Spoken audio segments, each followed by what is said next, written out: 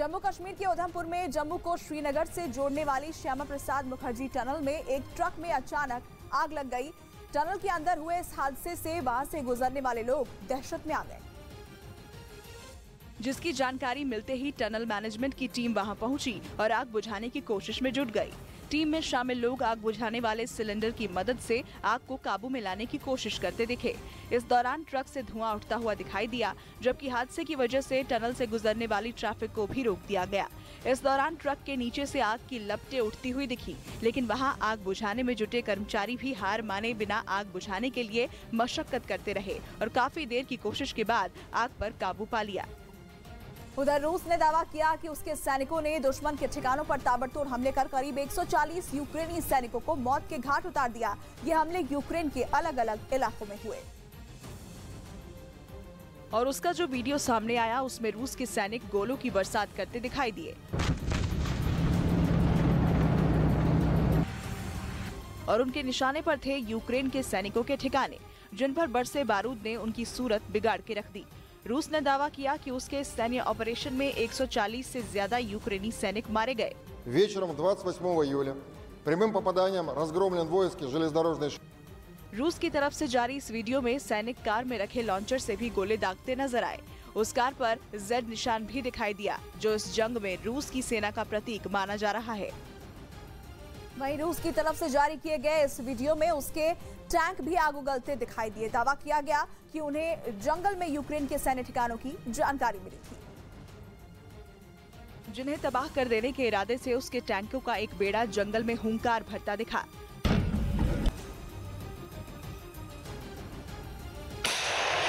जो दुश्मन को देखते ही ऐसे गरजे कि उसके बचने की गुंजाइश कम ही नजर आई। रूस ने दावा किया कि उसके सैनिकों ने चुन चुन कर यूक्रेन के ठिकानों को निशाना बनाया, जिसमें यूक्रेन को जबरदस्त नुकसान उठाना पड़ा। इराक में भी श्रीलंका की तरह कुछ प्रदर्शनकारी विरोध जताने के लिए संसद में घुस गए। वहां राजधानी बगदाद में मौजूद संसद भवन में काफी देर तक मुक्ता अल सद्र के समर्थकों ने हंगामा किया,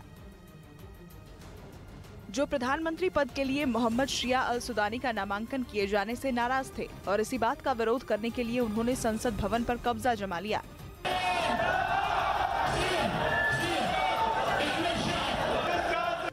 वहां से आए वीडियो में सैकड़ों की तादाद में लोग सुरक्षा घेरे को तोड़ते हुए संसद भवन में घुसते नजर आए, जिनके हाथों में उनके नेता मुक्तदा अल सद्र की तस्वीर भी दिखी। उन लोगों ने सांसदों के बैठने के लिए बनाई गई कुर्सियों और मेजों पर चढ़कर कई घंटों तक बवाल किया।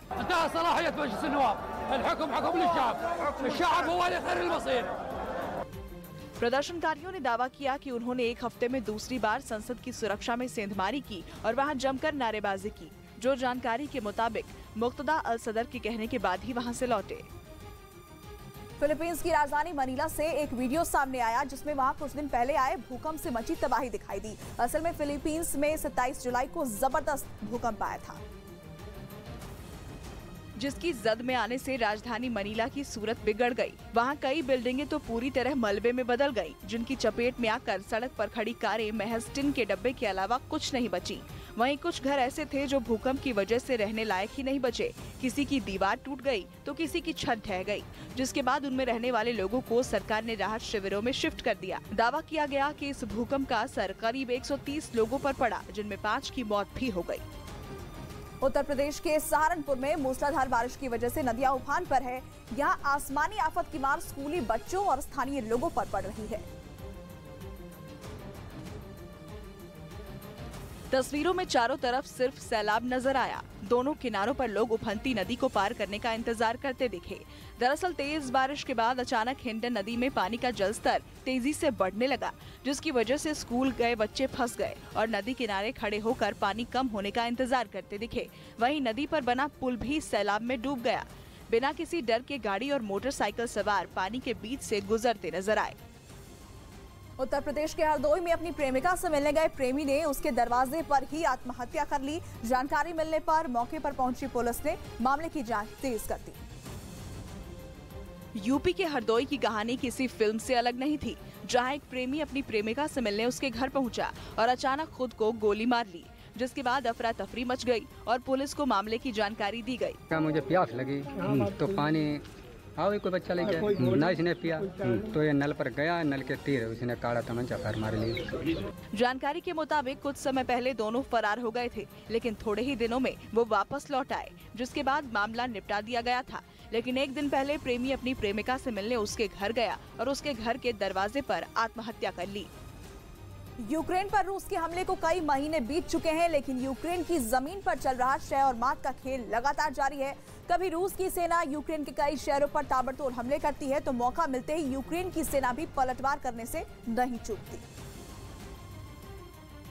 ऐसी एक तस्वीर यूक्रेन से सामने आई। वहां यूक्रेन की सेना ने रूस के एक टैंक पर हमला बोल दिया। पेड़ों की आड़ लेकर खड़े इस टैंक पर हमला होते ही आग की तेज लपटें उठने लगी, जबकि वहां तैनात जवान भी दहशत में आ गए और अपने बचने की कोशिश करते दिखे।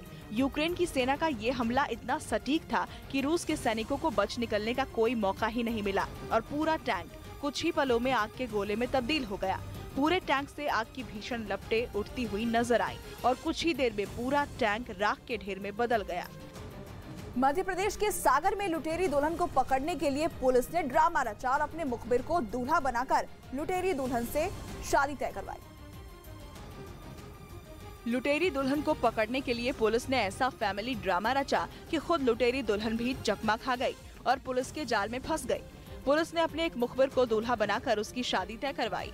नाटक असली लगे इसलिए एएसआई को दूल्हे का पिता बनाया, तो थाना प्रभारी खुद दूल्हे के फूफा बन गए और 1 लाख में सौदा फिक्स भी हो गया। ये महिला आई वहाँ पे शादी करने के लिए, 1 लाख रुपए में बात हुई थी, तो वहीं पे घेराबंदी कर इनको एक दलाल और एक महिला को पकड़ा गया है। प्लान के मुताबिक शादी वाले दिन दूल्हा वरमाला लाना भूल गया, जिसके बाद दूल्हे के फूफा बने थाना प्रभारी मौके पर पहुंचे और लड़की और दलाल को पकड़ लिया। मध्य प्रदेश के खरगोन से मूसलाधार बारिश और बाढ़ के बीच लापरवाही की तस्वीरें सामने आई, जहां तेज बारिश की वजह से नदी नाले उफान पर है और उन पर बने पुल और पुलिया पानी में डूब गए। आसमानी आफत के बीच लोगों की बेखौफ तस्वीरें सामने आई। सैलाब में एक पुलिया डूब गई, बावजूद लोग बिना डरे पानी के तेज बहाव में जान जोखिम में डालकर इसे पार करने की कोशिश करते दिखे। सैलाब के बीच से 2 मोटरसाइकिल सवार पुलिया पार करने की कोशिश करते दिखे। पहला मोटरसाइकिल सवार तेज बहाव को आसानी से पार कर जाता है, जबकि दूसरे मोटरसाइकिल सवार का बैलेंस बिगड़ गया और वो पानी के बहाव में बहने लगा। गनीमत रही कि वहां मौजूद लोगों ने दौड़कर बचा लिया। वहीं एक आदमी पानी के बहाव में पुलिया पार करता दिखा, हालांकि उसे कोई परेशानी नहीं हुई, लेकिन लोगों के इस तरह के लापरवाही भरे कदम उन्हें मुश्किल में जरूर डाल सकते हैं।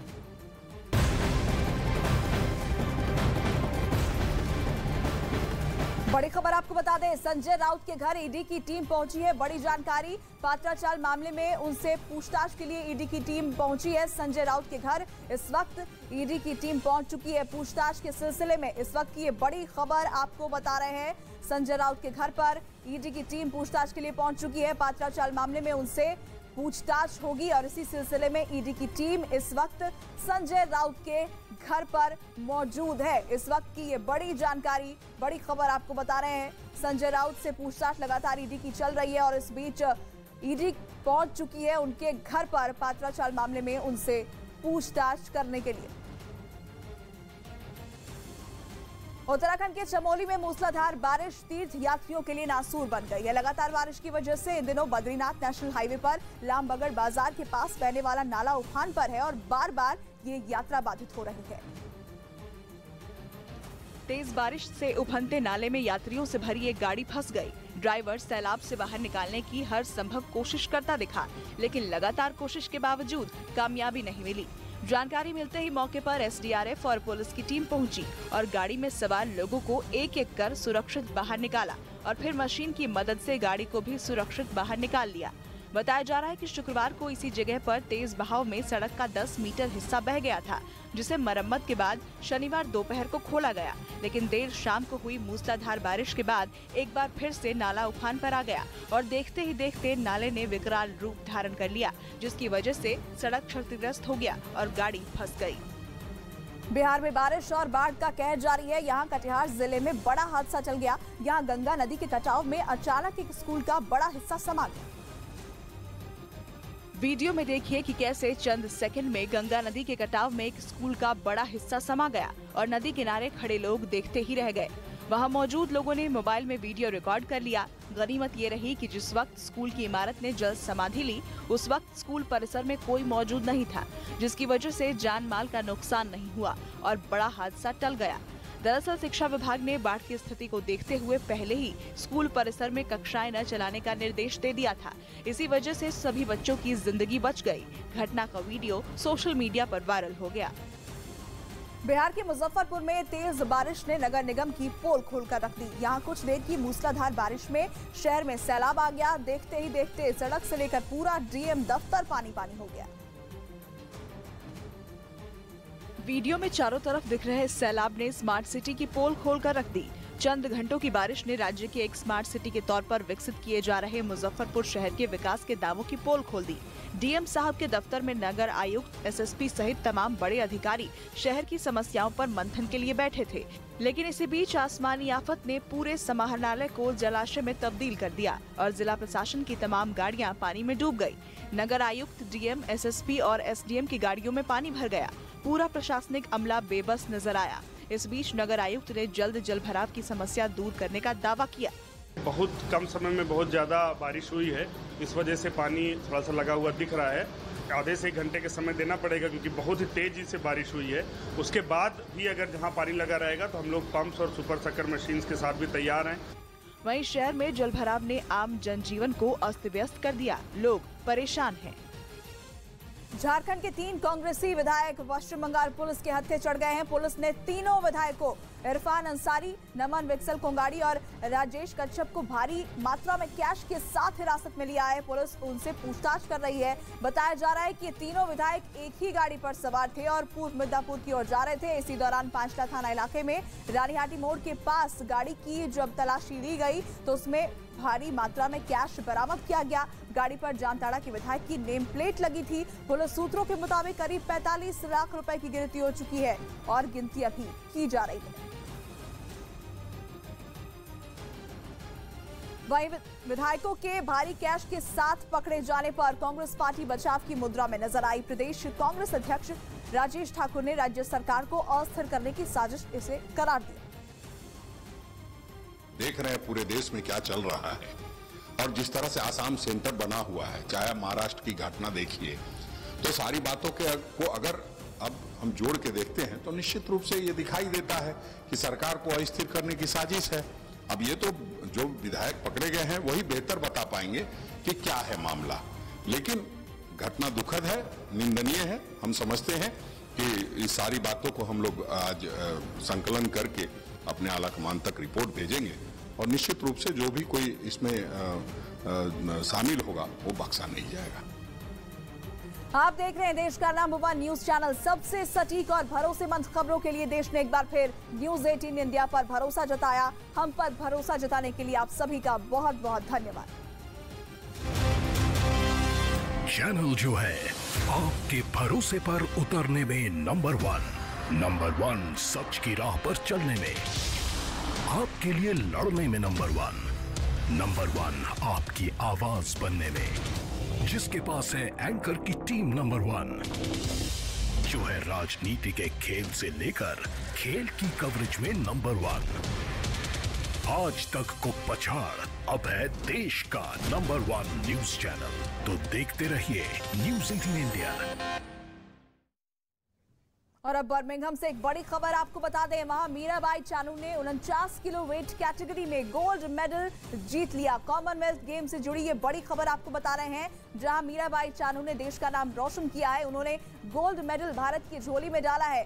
49 किलो वेट कैटेगरी में मीराबाई चानू ने ये गोल्ड मेडल जीतकर देश को गर्व के अद्भुत पल दिए हैं। प्रधानमंत्री नरेंद्र मोदी ने उनकी जीत पर बधाई दी है। वहीं इंफाल में मीराबाई चानू के घर पर जीत का जश्न मनाया जा रहा है, जिसकी जानकारी मिलते ही इंफाल में बने उनके घर पर जश्न शुरू हो गया। महिलाएं तो एक दूसरे का हाथ पकड़कर झूमते हुए दिखाई दी, जबकि आसपास के लोग भी चानू के घर पर इकट्ठा हो गए और सभी ने काफी देर तक जश्न मनाया।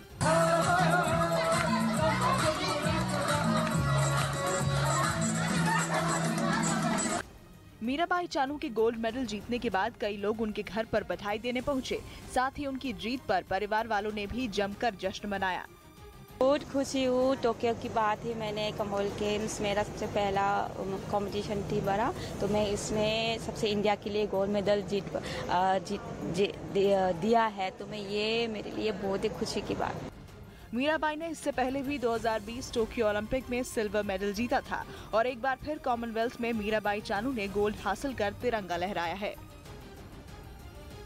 और मीराबाई चानू के गोल्ड मेडल जीतने पर केंद्रीय मंत्री अनुराग ठाकुर ने भी उन्हें बधाई दी। अनुराग ठाकुर ने कहा कि मीराबाई ने कॉमनवेल्थ गेम्स में शानदार प्रदर्शन करते हुए भारत के लिए गोल्ड मेडल जीतकर सबका सिर गर्व से ऊंचा कर दिया। सभी वेट लिफ्टर्स को पहले बधाई देता हूं, विशेष तौर पर मीराबाई चानू को। भारत के लिए गोल्ड भी जीता, गेम्स का नया रिकॉर्ड भी सेट किया और जो उनके सबसे नज़दीक के प्रतिद्वंदी थे उनसे 29 किलो ज़्यादा वेट उठाया है। ये अपने आप में दिखाता है कोई नज़दीक तक नहीं था। बहुत बड़ी उपलब्धि मीराबाई चानू की है, बहुत बहुत बधाई। कॉमनवेल्थ गेम से जुड़ी एक और खबर आपको बता दें। दरअसल भारतीय वेट लिफ्टर विंध्या रानी देवी ने भारत को चौथा मेडल दिला दिया है। विंध्या रानी ने 55 किलो वेट कैटेगरी में सिल्वर मेडल जीता है। उन्होंने कुल 202 किलो वेट उठाकर ये मेडल अपने नाम किया है। भारत के नाम चौथा मेडल विंध्या रानी ने दिया है और ये सिल्वर मेडल उन्होंने 55 किलो वेट कैटेगरी में जीता है। प्रधानमंत्री नरेंद्र मोदी ने विंध्या रानी देवी को कॉमनवेल्थ गेम्स में सिल्वर मेडल जीतने के लिए ट्वीट कर बधाई दी। प्रधानमंत्री नरेंद्र मोदी ने अपने ट्वीट में लिखा कि विंध्या रानी देवी को कॉमनवेल्थ गेम्स में सिल्वर मेडल जीतने के लिए बधाई।